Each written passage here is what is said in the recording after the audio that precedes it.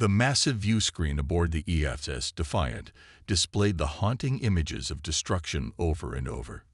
Debris floated silently in the void of space where New Eden, humanity's proudest achievement, had once thrived. Admiral Park Jin had been standing there for hours, his weathered face illuminated by the ghostly blue light of the holographic replay. The colony's final moments played out before him again. First came the massive council warships, their sleek purple-black hulls emerging from hyperspace like predatory sea creatures. Then the energy readings spiked, their weapon systems charging. There was no declaration, no ultimatum, just the brilliant flash as their particle beams lanced through New Eden's shields like they weren't even there. The colony's defensive systems never had a chance to respond. Jin could recite every second of the recording by heart now. 18 minutes and 23 seconds from the Council fleet's arrival to the moment New Eden became nothing but scattered atoms. 10,000 lives erased in less time than it took to eat lunch. Behind him, the bridge crew worked in tense silence. They'd all lost someone on New Eden. Friends, family, colleagues. The colony had represented humanity's best and brightest. Now those dreams lay shattered, scattered across the void like the debris field that they kept watching. The soft hiss of the bridge door opening broke Jin's reverie. Captain Lee Sunmai approached, her normally pristine uniform showing signs of the endless hours they'd all been working. Dark circles shadowed her eyes, but her spine remained straight as she held out a data tablet. "Admiral, Intelligence has completed their preliminary analysis," she reported, her voice carefully controlled. "You need to see this immediately." Jin took the tablet, his eyes widening as he absorbed the information. Encrypted communications, surveillance records, detailed biological and technological assessments, all spanning centuries. The Council hadn't just been watching Earth. They'd been studying humanity like specimens in a lab. "How long?" he asked, though the answer was right there in front of him. 312 years, sir," Sunmai replied. They'd had observers in place since humanity first achieved powered flight. Every major technological breakthrough, every conflict, every peace treaty, they were watching it all. Jin scrolled through the documents, his jaw tightening. And their assessment. They've classified humanity as evolutionarily unstable and inherently dangerous. Their reports specifically cite our rapid technological advancement and, she paused, checking her notes, disturbing capacity for both unprecedented violence and equally unprecedented cooperation. The Admiral barked out a harsh laugh. "They're afraid of us." "Yes, sir. The destruction of New Eden wasn't a random act of aggression. It was a containment measure." Sunmi's voice cracked slightly. "They voted to quarantine Earth. New Eden was just the first step." Jin set the tablet down carefully, though every muscle in his body screamed to hurl it across the bridge. The survivors. 43 made it to the emergency shelters in time. Out of 10,000. Sunmai swallowed hard. They're being treated for radiation exposure and trauma, but physically they should recover. The psychological damage. Get me their testimonies. All of them. I want to hear exactly what happened. Already loaded on your secure terminal, sir, but I should warn you, it's not easy listening. Jin finally turned away from the view screen, facing his second-in-command directly. "None of this is easy, Captain. But we need to know everything if we're going to respond appropriately." "Respond, sir? Against the entire Galactic Council. They thought they knew us, Captain. 3 centuries of observation, and they still don't understand the most fundamental thing about humans." Jin's eyes were hard as steel. "We don't take kindly to being caged, and we never, ever forget those who harm our own." The bridge fell silent as the implications sank in. Humanity was alone against an alliance of advanced civilizations that spanned the galaxy. The technological gap was vast, their numbers overwhelming. By any rational assessment, resistance was futile. But as Jin looked at his crew's faces, he saw no fear, only determination and the slow-burning anger that would fuel what was to come. The council had made their move based on centuries of careful study and analysis. They thought they knew exactly what humanity would do: retreat, submit, accept their imprisonment on Earth. They were about to learn just how wrong they were. "Send word to Earth," Jin ordered. "All of it. The surveillance, the council's plans, and especially the footage of New Eden. Let everyone see what we're dealing with." He straightened his uniform, squaring his shoulders. "And contact the other fleet commanders. I want a full strategic conference in 6 hours." "Yes, sir." Sun Le paused at the door. "They're going to come for Earth next, aren't they?" "Oh, they'll try." For the first time since the destruction of New Eden, Admiral Park Jin smiled. It wasn't a pleasant expression. "But they're about to discover that watching humans isn't the same as understanding us. And they've given us something very dangerous indeed." "What's that, sir?" "A reason to show them exactly why they were right to be afraid." The grand chamber of the United Earth Assembly buzzed with tension as leaders from every nation gathered for the emergency session. Sunlight streamed through the tall windows, casting long shadows across the polished floor. This wasn't the usual gathering of politicians arguing over borders and trade agreements. Today was different. Today, they were all soldiers in the same army. President Kim Do-han stood at the podium, his normally pristine suit showing wrinkles from the endless emergency meetings of the past 72 hours. Dark circles shadowed his eyes, but his voice rang clear and strong through the chamber. "For 3 centuries, we fought among ourselves while they watched. For 3 centuries, we thought we were alone in the universe.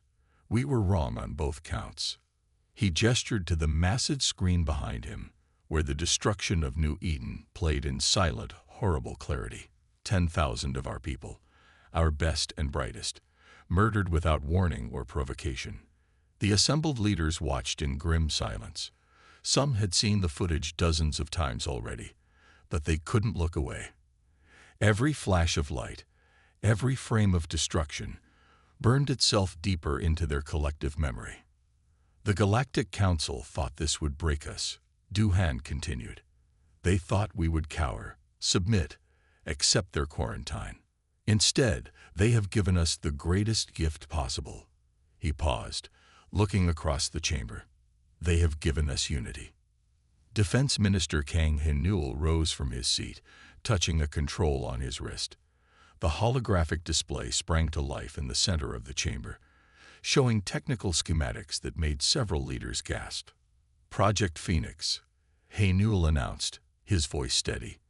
"For 50 years, the world's top scientists have worked in secret, preparing for the possibility of hostile alien contact. While we fought our petty wars, they collaborated across borders, sharing breakthroughs, pushing the boundaries of what we thought possible." The hologram shifted, showing sleek ships unlike anything in Earth's known fleet, weapons that defied conventional physics, defense systems that could reshape space itself. "The Council's surveillance had blind spots," Hae-nul explained. "Their arrogance made them sloppy. They watched our official programs, our public achievements. They never found the research stations hidden in the Antarctic ice, never detected the shipyards buried in the Mariana Trench, never realized that our greatest minds were working together while our politicians postured and argued." A murmur ran through the chamber. Even most of the world leaders hadn't known the full scope of Project Phoenix. The Chinese premier leaned forward, eyes narrowing. "How many ships?" she asked. 317, fully constructed and crewed. Another 400 in final assembly." Hae-nul's lips curved in a slight smile. "All with technology the Council doesn't believe we're capable of developing for at least another century." The Russian president stood, his face flushed with anger. "Why weren't we informed of this?" "Because, Mr. President," Do-han replied calmly, "until today, none of us could be trusted with this knowledge. Our divisions were too deep, our rivalries too bitter. But now," he gestured to the footage of New Eden, still playing behind him. "Now we have something stronger than old hatreds. We have a common enemy." The assembly erupted in voiced agreement. Centuries of distrust were melting away in the face of an existential threat. The Council had hoped to divide and conquer. Instead, they had forged Earth's nations into a single blade aimed at their heart. "The Phoenix Fleet stands ready," Haynul announced. "But it's only the beginning. Every industrial facility on Earth will be converted for war production. Every research lab will focus on military applications. Every resource we have will be dedicated to one purpose: showing the Council exactly what humanity is capable of when we work together." Duhan raised his hand for silence. "The vote before you is simple. We formally dissolve our individual military commands and create a unified Earth Defense Force. All our weapons, all our soldiers, all our ships, pooled and deployed under single leadership for humanity's survival." The chamber grew quiet as the magnitude of the decision sank in. Thousands of years of human history had been marked by division and conflict. What they were proposing was unprecedented. The first "I" came from the African Union representative, then the European Federation. One by one, every leader in the chamber stood, their votes echoing off the walls. There was no debate, no negotiation, no abstentions. For the first time in human history, Earth stood truly united. "The Council thought they knew us," Duhan said softly as the final vote was recorded. "They studied our wars, our conflicts, our divisions. They thought these were our weaknesses." He looked up at the assembled leaders, his eyes hard. "They're about to learn that humanity's greatest strength isn't our technology or our weapons. It's our ability to unite against those who threaten us. And they have threatened us all." The chamber erupted in determined applause. The path ahead would be difficult, the odds seemingly impossible. But humanity had never let impossible odds stop them before. And now, for the first time, they would face those odds together. The fluorescent lights of the underground laboratory cast harsh shadows across the rows of advanced equipment. Dr. Song Mei hadn't left the facility in 3 days, but the excitement of discovery kept her going.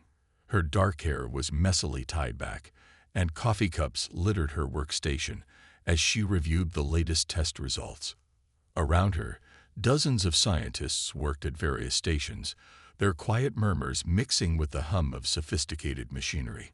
The lab, hidden beneath the Seoul Institute of Advanced Studies, had been her home for the past 5 years. But only now were they beginning to understand the full implications of their research. The security doors hissed open, admitting Admiral Park Jin. He looked different in the sterile laboratory environment, his military uniform standing out against the researchers' white coats. Mei noticed the new lines on his face. The weight of command in wartime was already taking its toll. "Dr. Song," he greeted her. "Your message said this was urgent." Mei gestured to the large display screen showing complex neural patterns. "What you're looking at, Admiral, is the key to humanity's survival." She tapped a few commands, bringing up comparative scans. These are baseline readings from various Council species, Arcturians, Proximans, even the supposedly advanced Centaurians. And this, she highlighted a dramatically different pattern. This is human. Jin studied the displays, his military training helping him spot the obvious differences, even if he didn't understand their significance. Our patterns are more chaotic. Adaptive, Mei corrected. Every other spacefaring species we've studied evolved toward stability. Their neural pathways are efficient, organized, and largely fixed. They learn through repetition and structured processes. She pointed to the human scan. We're different. Our brains are constantly rewiring themselves, forming new connections, finding novel solutions. She led him to another station where several researchers monitored real-time readings from test subjects. "Watch this," she instructed, activating the simulation. When other species encounter a problem they can't solve, their stress responses actually decrease their cognitive function. They retreat to established patterns, become more rigid in their thinking. The Admiral watched as the alien neural patterns simplified under stress. "And humans?" Mei smiled, switching to the human readings. "We do the opposite. Stress triggers increased neural plasticity. We think faster, adapt quicker, find solutions others would never consider. The more difficult the challenge, the more innovative we become. That's why the Council fears us, Jin realized. They can't predict how we'll react because we don't think like them. Exactly. Their entire civilization is built on stability and predictability. We're chaos incarnate to them. Mei led him to a sealed chamber where several soldiers were undergoing testing. But that's just the beginning. We found ways to enhance these natural advantages. The soldiers were moving through combat simulations, their movements impossibly fast and precise. Neural monitors showed their brains literally rewiring in real time, optimizing for each new challenge. The enhancement process builds on our natural adaptability, Mei explained. Where other species would be overwhelmed by the neural load, we thrive on it. Each soldier becomes a living weapon, able to process and react to combat situations in ways the Council can't comprehend. Jin watched as the soldiers completed increasingly complex scenarios. Side effects? None that we found. We're not changing human nature. We're amplifying what's already there. She pulled up more data. The Council thinks they understand human capabilities because they've studied our technology, our tactics. But they've completely missed what makes us truly dangerous. Which is, we're the only species that gets stronger when you try to break us. Mei's voice was quiet but intense. Every attack, every setback, every challenge they throw at us will only make us more formidable. We're already implementing the enhancement process across the Earth Defense Force. Jin nodded slowly, understanding the implications. How many enhanced soldiers can you provide? All of them. The process works on anyone with human neural architecture. Mei's eyes gleamed with fierce pride.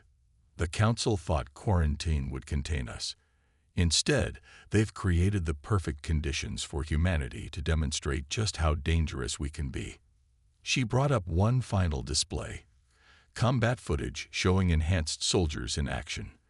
Their movements were almost too fast to follow, their tactical decisions seemingly impossible to predict. The Council built their entire society on the assumption that evolution favors stability, Mei said softly. They never considered that there might be another path, that chaos and adaptation could be evolutionary advantages in themselves. They thought they were dealing with just another primitive species.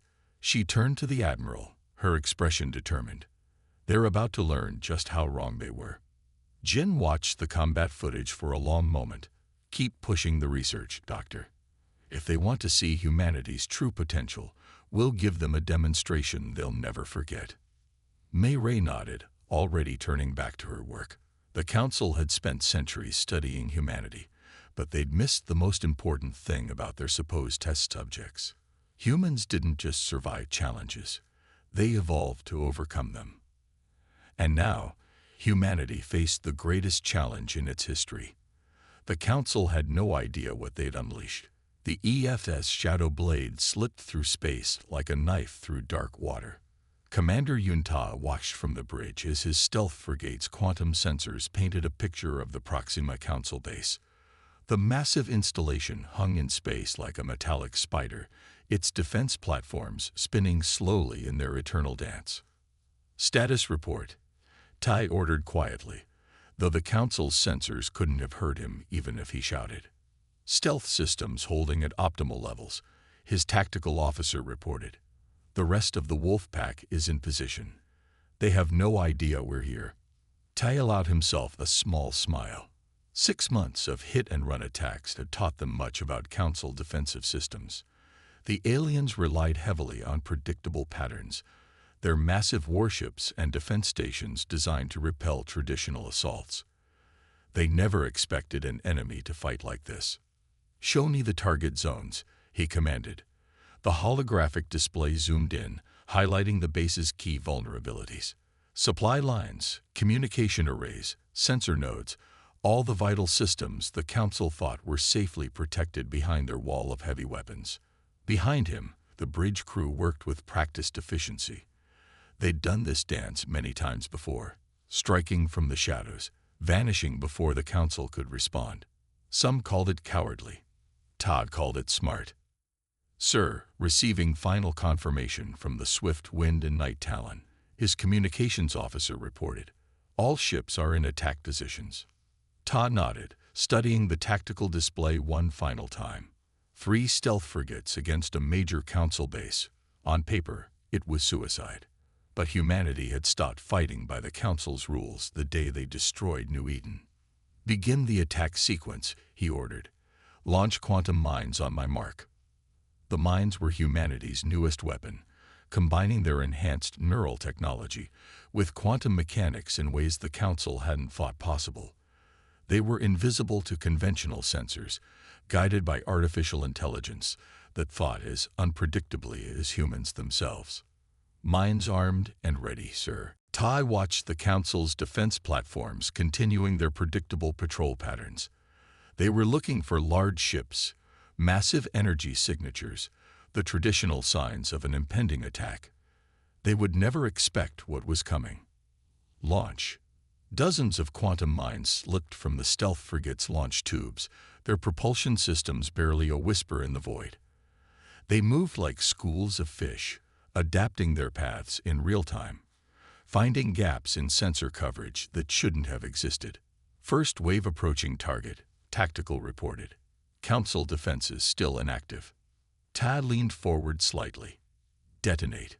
The quantum mines exploded in perfect sequence, each blast feeding into the next, creating a cascade of destruction that bypassed the base's shields completely. Supply lines ruptured, communication arrays shattered, sensor nodes went dark. Multiple direct hits. Tactical's voice was triumphant. They're blind and deaf, sir. Second wave. Launch. More mines streamed out, targeting the now exposed vulnerabilities. The Council's response was exactly what Tai had predicted. Their massive defense platforms began turning, preparing to unleash their overwhelming firepower against an enemy that wasn't there. They're deploying their combat fleet, communications reported. 6 heavy cruisers, multiple support ships. Right on schedule, Ta murmured. The Council always responded the same way, sending out their biggest ships in standard attack formations. They never learned. Third wave ready, sir. Execute. The final wave of quantum mines struck just as the Council ships moved to protect their wounded base. The explosions weren't designed to destroy the massive vessels, just to confuse their sensors, disrupt their formations, create chaos in their perfectly ordered battle plans. All objectives achieved, Tactical announced. Council forces are in disarray. Ta nodded, satisfaction evident in his expression. Signal the wolf pack. We're done here. The 3 stealth frigates vanished into FTL before the Council ships could even begin to locate them. Behind them, they left a supposedly impregnable base in ruins, its defenders charging off in the wrong direction, hunting an enemy that fought like shadow and smoke. Damage report. None, sir. They never got a shot off. Tai allowed himself a moment of pride. 6 months ago, attacking a major Council base would have been unthinkable. But humanity had learned quickly. While the Council relied on overwhelming force and rigid tactics, humans had embraced their natural talents for adaptation and unpredictability. Send the data back to command, he ordered. Let them see how well their precious quantum mines worked. Yes, sir. Should I include your tactical analysis? Of course. Every success teaches us something new. Ta studied the after-action display, already planning their next strike. The Council thinks they can contain us by controlling space, but they don't understand. Space is just an ocean, and humans have always been pirates at heart. His crew chuckled at that. They'd all embraced this new style of warfare, so different from the massive fleet battles the Council preferred. Let the aliens keep their huge ships and fixed formations. Humanity would strike from the shadows, appearing and vanishing like ghosts, teaching the Council why their ancestors had feared the dark. Plot our next course, Ta commanded. There's another base in the Centauri sector that needs our attention. The Shadow Blade and her sister ships slipped through the darkness of space, leaving chaos in their wake. The Council had wanted to cage humanity. Instead, they'd forced them to become hunters. And the hunt was just beginning. The secret meeting chambered deep within the Council's capital station was never meant to exist. Ambassador Choi Un stood before the gathered alien representatives, her heart pounding but her voice steady.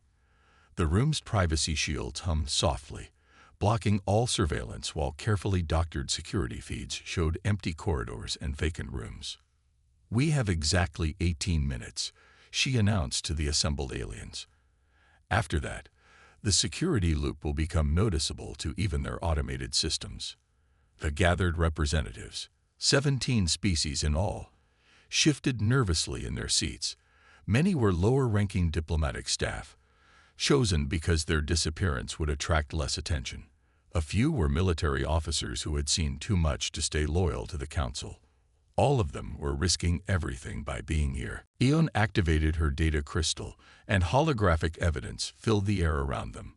"What I'm about to show you has been verified by multiple sources. Your Council leaders haven't just been lying about Earth, they've been lying about everything." The first images showed the destruction of New Eden. Many had seen this footage before, but now it was accompanied by internal Council communications. The aliens murmured as they read the timestamps.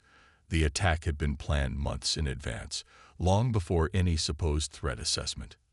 "They told you Earth was quarantined to protect the galaxy," Un continued, her voice hard. "That humans were too unstable, too dangerous to join the galactic community. But that was never the real reason." She brought up more documents, centuries of classified research, economic projections, military assessments. The truth was laid bare in cold, bureaucratic language. "Your leaders feared something far worse than violence," she explained. "They feared competition, human adaptability, our rate of technological advancement. It threatened their control. In 3 centuries, we progressed from primitive flight to interstellar travel. How long did it take your species?" A Proximan representative raised their hand tentatively. 2,000 years, by Earth standard measurements. Exactly, and that's what terrified them. Un switched to another set of documents. "But it gets worse. The Council hasn't just been suppressing Earth. They'd been holding back all of your species' development." The evidence was damning. Trade restrictions disguised as safety protocols, technology embargoes hidden behind cultural preservation laws, carefully engineered conflicts to keep potential rivals weak. The Council hadn't created a peaceful galaxy. They'd built a cage of regulations and lies. The quarantine of Earth wasn't their first such action, Eon revealed. Just the most recent. And the most desperate. She showed them footage of other civilizations that had been contained over the millennia. Some had been isolated like Earth. Others had been deliberately destabilized, pushed into civil wars, their development set back centuries. The Centaurian military officer stood abruptly, his scales flushing with anger. "These documents, they show Council involvement in the Proximan Civil War. They armed both sides." "Yes," Un confirmed. "Just as they engineered the Arcturus trade crisis and the Vega succession wars, always working through proxies, always maintaining plausible deniability." The chamber erupted in angry whispers. Species that had been historical enemies were suddenly realizing their conflicts had been orchestrated by the very organization claiming to keep peace. "But why show us this now?" asked a vegan diplomat. "What can we do against the entire Council?" Yun smiled grimly. "Because humanity has proven something important. The Council can be fought. Our guerrilla attacks have exposed weaknesses in their control. Their perfect order is breaking down. But we need allies." She brought up the latest battle reports. Council forces were stretched thin trying to contain human raiders. Their rigid tactics were failing against Earth's adaptive warfare. "We're not asking you to openly rebel. Not yet. But we need information, supply line access, diplomatic cover for our operations." Yun looked at each representative in turn. "Help us break their power, and we'll help you reclaim your species' right to grow and develop without their constraints." The aliens exchanged glances. Centuries of conditioning made open rebellion difficult to contemplate, but the evidence was undeniable. They had all been manipulated, controlled, held back from their true potential. "If we help you," the Proximan asked slowly, "what guarantee do we have that Earth won't simply take the Council's place?" "Because we've seen what empire building leads to," Yun replied. "We've fought our own wars, made our own mistakes. What we want is true cooperation, not the Council's false peace built on lies and suppression." The security system chimed softly. 3 minutes remaining. The representatives began downloading the evidence to secure devices, their decisions already made. The Council's perfect order was about to face its greatest challenge, not just from humanity, but from the very species they had spent millennia controlling. "Remember," Yun said as they prepared to leave, "return to your posts. Act normal, but spread the truth quietly. The Council's power depends on everyone believing their lies. Once that belief shatters..." She left the sentence unfinished. The representatives nodded in understanding as they slipped away in small groups, returning to their official duties with new purpose. The Council thought they had contained the human problem by quarantining Earth. Instead, they had created the spark that would burn their corrupt empire to the ground. The massive fleet emerged from hyperspace in perfect formation, a sight unprecedented in galactic history. General Ba Juwan stood on the bridge of the EFS Retribution, his hands clasped behind his back as he watched thousands of ships move into attack position. Human vessels flew alongside Proximan cruisers. Centaurian battleships joined with Vegan destroyers, species that had been enemies for centuries now united against a common foe. "Final fleet status," he commanded, his voice carrying the weight of this historic moment. "All ships reporting ready, sir," his tactical officer responded. "Humans and allies are in position. The Council's orbital defenses are activating, but they seem confused by our numbers." Juwan allowed himself a small smile. Of course they were confused. The Council's strategic models never accounted for the possibility of their own member species turning against them. Their perfectly ordered galaxy was unraveling before their eyes. "Open fleet-wide communications," he ordered. The comm officer nodded, and Juwan addressed the assembled armada. "This is General Ba. For centuries, the Council maintained their power through division and deception. Today, we show them the price of their betrayal. Execute Operation Thunderstrike. All ships, begin your attack runs." The fleet moved with devastating precision. Human stealth frigates struck first, their quantum mines creating gaps in the Council's defensive screens. Proximan cruisers followed, their advanced shields absorbing the panicked response fire. Centaurian battleships provided heavy support, while Vegan destroyers darted through the chaos with surgical precision. Council forces attempting to form a defensive line, Tactical reported. They're falling back to standard containment protocols. As expected, Juwan nodded. "Signal the Arcturus squadron. Hit their flanks." More ships appeared from hyperspace, catching the Council forces in a perfectly executed pincer movement. The Council's rigid battle doctrine was falling apart in the face of combined tactics they'd never encountered before. "Sir, we're detecting massive energy signatures from the surface," sensors called out. "They're powering up their planetary defense grid." "Right on schedule." Juwan touched his command console, bringing up a new tactical overlay. "Signal our infiltration teams. Time to show them why you don't underestimate human ingenuity." Across the Council capital world, carefully planted saboteurs activated their devices. Defense installations suddenly lost power. Shield generators failed. Communication networks dissolved into static. Months of preparation by resistance cells from a dozen species were paying off. "The Council's command center is requesting communication," his comm officer reported, a note of satisfaction in her voice. "Ignore them," Juwan ordered. They had their chance for diplomacy when they destroyed New Eden. Today, they learned the consequences of their actions. The battle continued to unfold according to plan. Council ships, designed to fight in rigid formations against predictable enemies, found themselves overwhelmed by tactics that changed constantly. Human adaptive warfare combined with alien technical expertise created an unstoppable force. Sir, Council reinforcements dropping out of hyperspace. Ju-1 checked his tactical display. Count. Over 2,000 ships, sir. Multiple capital-class vessels. Perfect. He opened the fleet channel again. All ships, execute Phase 2. Show them what happens when the galaxy unites against tyranny. The Allied fleet's formation shifted, adapting instantly to the new threat. Council reinforcements found themselves caught in a three-dimensional trap, their attempts at organized resistance falling apart against enemies who refused to fight according to their rules. Council command structure is breaking down, Tactical reported with barely contained excitement. Their ships are starting to act independently. They've never faced an enemy they couldn't predict, Ju-1 observed. Signal all commands, press the advantage. Don't let them regroup. The battle for the Council capital became a lesson in chaos theory.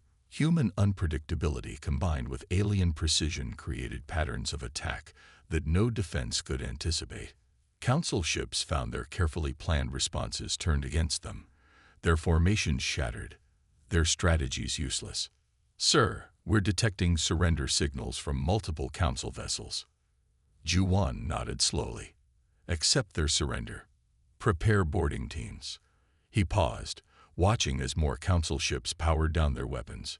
Signal the fleet. Any vessel that surrenders is to be treated according to galactic law. We're not here for revenge. We're here for justice. The battle wasn't over.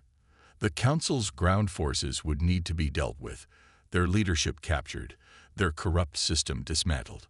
But watching Council ships surrender one by one, seeing former enemies fighting side by side for a better future, Ju-1 felt a fierce pride. The Council had thought they could contain humanity's potential. Instead, they had created the very force that would end their rule. Earth's ability to unite former enemies, to turn chaos into victory, had proven stronger than millennia of careful control and manipulation. Send word to Earth, he ordered. The capital is ours. The revolution has begun. As his words spread across the fleet, cheers erupted from a dozen species in 100 different languages. The Council's perfect order was falling, and from its ashes, something new would rise.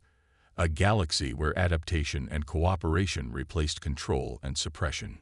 The revolution in the stars had begun, and it had started with one simple mistake, making an enemy of Earth. Sunlight streamed through the towering windows of the new Galactic Assembly Hall in Geneva, casting rainbow patterns across the gathered delegates. Representatives from over 30 spacefaring species filled the chamber, their diverse forms a testament to the galaxy's rich variety of life. This was not the rigid hierarchy of the old Council. Here, every seat was placed at the same level. Every voice carried equal weight. Admiral Park Jin adjusted his formal uniform as he approached the podium. The last year had aged him visibly, but his eyes remained sharp and determined. The hall fell silent as he began to speak, translation devices humming softly to convey his words in dozens of languages. 1 year ago, the Council sought to cage humanity. He began, his voice carrying to every corner of the chamber. They claimed we were too unpredictable, too dangerous to join galactic society. Today we gather not as conquerors or rulers, but as equals, to build something that has never existed before, a true federation of free species. In the audience, Dr. Song Mei shifted in her seat, still uncomfortable in formal diplomatic attire. Ambassador Choi Yun sat beside her, looking far more at ease among the assembled dignitaries. Look at them all, Mei whispered. A year ago, half of these species were trying to kill us. Now they're here, ready to work together. Yun nodded slightly. Amazing what can happen when you remove the puppet masters pulling the strings.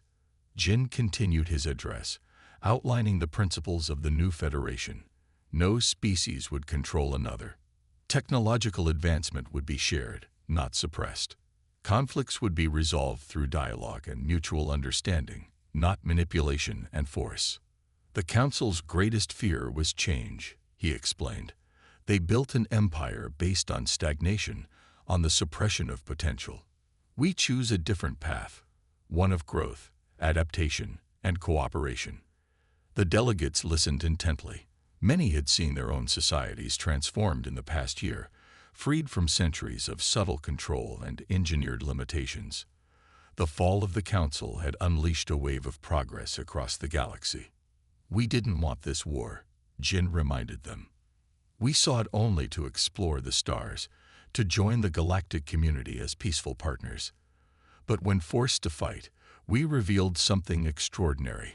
Not humanity's capacity for violence, but our ability to unite others in a common cause. Myre smiled at that. Her research had shown something fascinating.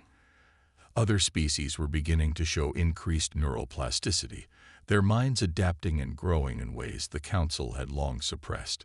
Freedom, it seemed, was as natural as breathing. The Federation we build today will not be perfect, Jin acknowledged. We will face challenges. We will make mistakes. But we will face them together, as equals, each contributing our unique strengths to the whole. The chamber erupted in approval, the sound of dozens of species showing appreciation in their own ways. The old Council would have seen it as chaos. The new Federation recognized it as harmony. To ensure no species can ever again dominate others, power within the Federation will rotate, Jin explained. Each member will have their time to lead, to learn, to grow. Earth will serve as the first among equals for one standard year. Then we will pass the torch to others. In the audience, a young Proximan delegate leaned toward his Centaurian colleague. They could have taken control, he whispered. After defeating the Council, they had the power. Why didn't they?